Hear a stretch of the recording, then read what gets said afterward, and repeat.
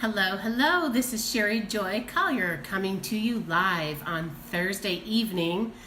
I wanted to hop on here and say hello real quick and let you know I'm going to practice some messy flowers in my practice pad. So I have this big, huge, wonderful mixed media pad that I love, and I do a lot of practice stuff in here. Here's some practice stuff from, let's see, where'd it go? So there's some practice stuff from a while back. And so I just come in here and do some practicing. So hi, Susan. Susan, I was going to try to patch this into my other group. If you can do it, great, because I can't, because I realize that I'm on my phone and there's no way for me to open up another tab in Facebook while I'm live on my phone. So anyway, and to do it on my laptop, I don't understand how I would do that. So anyway, oh, thank you, you did it, you posted it. Okay, wow, Susan is a technological wonder, you guys. Anyway, so I'm going to do a little quick painting, just quick, and I'm talking to you too about the enjoyment of creating stuff. So I don't know about you, but when I learn how to, let's say, paint a flower, and I learn how to actually make one that actually comes out looking like a flower, it is so rewarding, fulfilling. So I thought I'd show you how to make a flower that's super simple, very, very simple. And it is, so I can see kind of the pad and I can see your interactions at the same time, hopefully. It's super simple and it's pretty. It's not like, gallery art, but hey, you know what? If you want to have a little fun making flowers on your own that actually look like flowers, this is a great place to start. So I'm going to put a little razzleberry on my plate, and this is Pink Blast, I think it's called, on my plate, and I'm going to put a little white on my plate. So I probably didn't put enough, but you can see my three colors there. And then I'm going to go ahead and start with this brush here. And we're going to see, hi Julie, welcome. Okay, we're going to start here with the dark colored one. And let's move, I want to move this so you guys can see it. Okay. Where to put this? Okay, so I'm going to get a little bit of the dark raspberry on my brush, and then I'm just going to kind of start making like a little outline of a flower. And flowers are not perfectly even, so this one won't be either. And now I'm just going to kind of start making little parenthesis marks everywhere.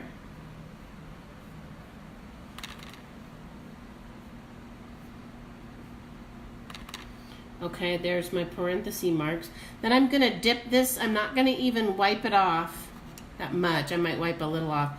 I'm going to come into my pink, and I'm going to just take the little bit of pink on my brush. Hi, Mary. Good to see you. I am going to take a little pink and just kind of come in and lay down. Oh, that's not enough. Okay, let me get more pink on my brush. Lay down some comma shapes on my brush. On my brush. I can't talk. On my mixed media pad. And so I'm just swirling the two colors together, getting these little parenthesis things going. Then I'm going to take my brush and just kind of wipe off some of that excess pink, come into my white, and I'm going to add a little bit of white just like for a highlight.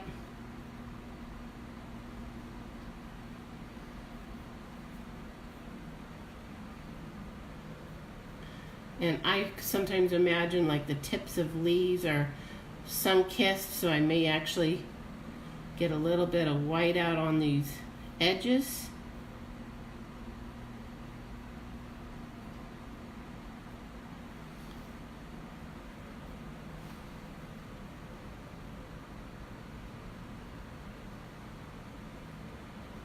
And if I feel like that's too much white, I'll come back into my darker color and come back in and lay down some dark again.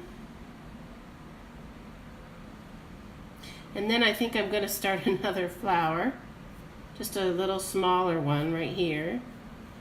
Hopefully that can be seen.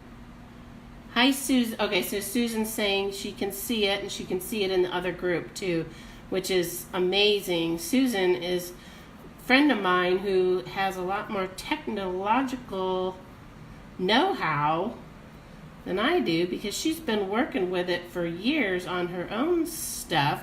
And hey, you know what else is super cool? Susan just made a ebook. I wonder if I can tell people about it yet, Susan. Can I tell people about your ebook yet? Or not? Well, yeah, I guess it will be both an ebook and something else, but I won't say anything unless you want me to. I kind of just did, didn't I? Oh, good. I can say something about it. So she's doing a book, you guys, on a how-to book, step by step, on how to make kombucha. I love kombucha. It's fermented tea drink, and it is super good for you. There are probiotics in it, and it's great for your gut health. And she makes it. She bought herself a special kit, and she is self-taught. She taught herself how to make it, and she realized that the kit left out a whole bunch of stuff. So she thought, hey, you know what? I bet other people need help figuring this out. So she made a step-by-step book showing the steps and the supplies and exactly how to make it, how to put your flavorings in it that you like, how to keep it nice and, kombucha has to ferment, so how to like do that whole process in just the right way. So anyway, I can't wait till she releases that thing. I'll let you all know. Okay, so I think I'm going to call that quits for my flowers. And now I'm going to come in and I'm going to get some green. And we're just going to do quickie. I'm going to get 2 shades of green here going. Let's do holly branch. Oh, maybe we'll do holly branch. There we go. There's some holly branch. And we'll do the, what's this? This is called apple tart. And I get these really cheap. I think this one is from Walmart. But if not, oh no, this one was from Michael's. But you can get some at Walmart, some at Michael's. And they're really good prices. Okay, so now I'm going to take my green and I'm going to come in here and I'm just going to make some really free-flowing stems and leaves. And I'm not going to even worry about being perfect or anything like this, because this is kind of a free and loose style.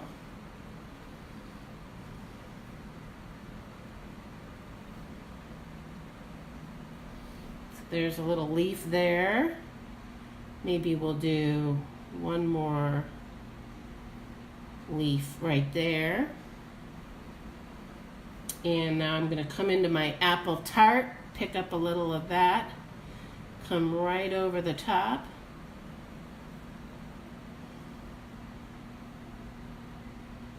And put in like a little bit of that lighter shade in a couple of spots.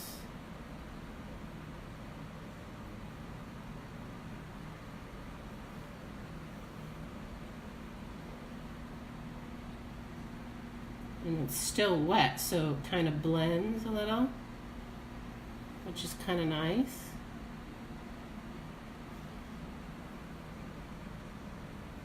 Let's see, make sure I'm not...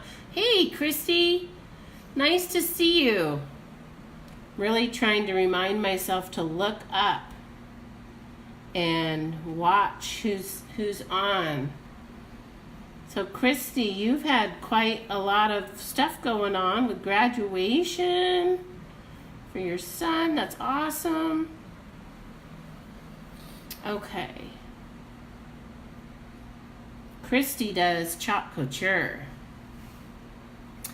All right, and then I don't know why, but I just feel like it needs some dots just to add to the page. Just some polka dots, just here and there. And so you see I've got these little light colored polka dots going. Now I'm going to take this same brush while it's wet, dip it in here. Hi, Debbie. Good to see you in here. Hi, Laura. Yeah, this is just really fun, Laura. Very at ease. This is my mixed media pad, so I'm not worried about it. I'm just kind of letting the brush and the paint kind of tell me what to do.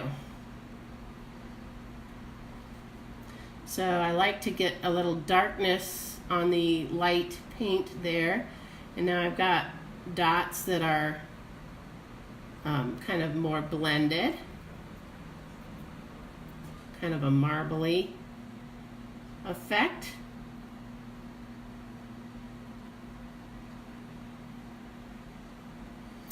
And I might put a couple more. I just feel like we need a couple more.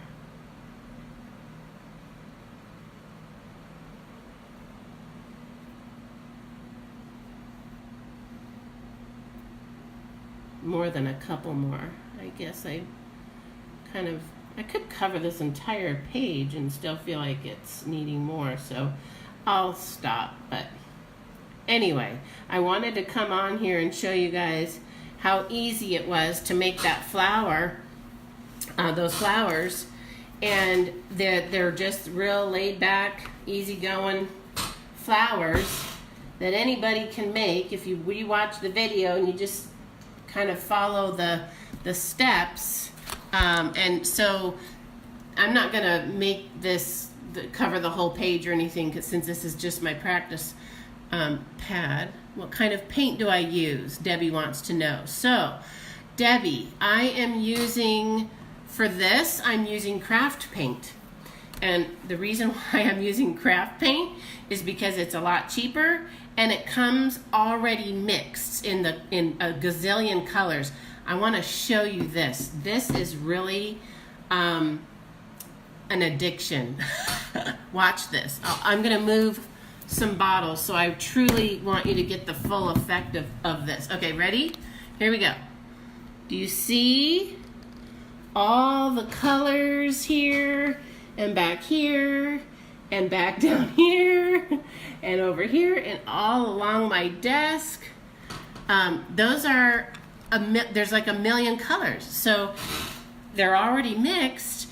You just kind of grab a couple colors, a light and a dark and some white, and then you can make a flower just like that. You grab a couple different colors that are dark green, light green, and you can make your stems and your leaves and what have you. Now, if I wanted to really get a little bit more detailed, I could wait for this to dry, and I could go back in with just a tiny swoop of white and put it on the edges of the leaves, maybe a couple edges of the flowers. And what that would do is that would just highlight. In fact, I'm going to grab this little tiny, yeah, a lot of color. Yes, indeed. Let me grab a little tiny bit of white on this little itty bitty brush. And I just feel like I want to see, with it being wet still. Yeah, when it's wet, it blends. And when you're highlighting, you don't necessarily want it to blend. So I'll let it dry a little bit more and come in and put just some pops of white to give it the effect like the sunlight is hitting the edges of the leaves type of effect.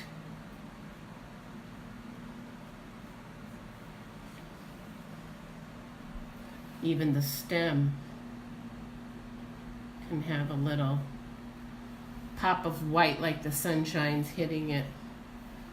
But I'll do a little bit more with that when it's dry. I also see some spots that I want more white up here. So anyway, you get the idea, hopefully. And hopefully you can have fun making your own flowers too. So the other thing I was going to just mention real quick is I have discovered, so if you don't know my background, I used to be a therapist for 25 years, marriage and family therapist, licensed in the state of California, and I took a certificate program in expressive arts therapy and specialized in working with children and adults using art therapy, expressive art therapy. And what expressive art therapy means is it means that we use art in a way to express stuff that maybe we don't even have words for yet. And it's all kinds of art. It's painting, it's poetry, it's dancing, it's singing, it's just movement. Like in my class, we would get scarves and kind of dance around with scarves, and that was really fun and expressive too. So I tend to take a real expressive approach to my art. And for those of you that are in my Expressive Art for the Soul group, you know that I take a really relaxed approach to art, because mainly I like to use art to grow in my creative abilities, to heal emotional hurts, to express myself to God in prayer. Yes, art does wonders for stress. You are absolutely right, Debbie. And so I would invite you, if you are watching this video and you would like to learn to use art kind of as a way to grow closer to God and to just de-stress and just have fun and just make stuff for the sheer fun of it, then come on over and ask to join my Expressive Art for the Soul group. And if you're already in my group, then you're doing the challenge, I hope, this week, the 5-day challenge, which is transform your mind, heal your heart. And the 5-day challenge, if you haven't done it, I'm going to rerun it again, probably in about 1 week. I'll probably relaunch it and run it again for people who didn't get to sign up. But every day in your inbox comes a PDF sheet you can print out that has a prayer, has scripture. It's centered around one theme for each day. Hi, Kelly. And then there's an art exercise to do in your art journal, along with the scripture and the prayer and the theme for that day. So Kelly, I know, has been participating in this challenge, and it's so incredibly heartwarming to see the stuff that these ladies are making. Everybody's so unique. Everybody has, I'm glad you are loving it, Kelly. You're making the most of it. You're doing awesome. Everybody has such a unique perspective, and that shows up in their art. It is so releasing and healing, very much so. And so anyway, I would invite you to keep an eye open for that launch. I'll launch the challenge again in, like I said, about a week. And there will be a link where you'll just sign up with your email, and it'll go through a 5-day cycle. And I'm hoping to keep making new themes. So the next time I launch it, it'll be the exact same thing, because I don't have time to create new content just yet. But I hope to create new content and just keep doing it. We'll see what it turns into. Maybe I'll end up putting it together in the form of a devotional along with an art journal. I don't know. We'll see. We'll see where it goes. So anyway, I hope that, so Kelly, you came on late and you didn't get to see, I was showing people how to do messy flowers. So if you want to learn how to do a messy flower with acrylic paint, you can go back and watch the replay. Yes, people express through art. Absolutely. They express a part of them. They express their emotions. They express their perspective, like literally how they see a flower, for example. They express that. And it's so, every person's so unique. It's so much fun. So anyway, I just wanted to pop on, say hello. I want to cheer you guys on who are in the challenge and doing the challenge.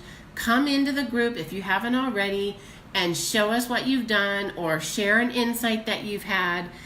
We love to hear from you. We love to cheer you on. And I just want to say God bless you. Have a great night. I'll be back on Monday. We have a regular week next week, so I'm going to go back to my Monday. I think I was doing it Mondays and Fridays for my lives, but for sure Monday. So I'll be back on then. Okay, turn on your FB Live. Let's see. I'm not sure what you mean, Kelly. Notifications to see. Oh, okay. Gotcha. Yes, great point, Kelly. You can turn on your Facebook Live notifications related to my page, my business page or my group, and it'll notify you. Good night, Debbie. Good night, Kelly. Good night, Susan, Mary, whoever else was watching.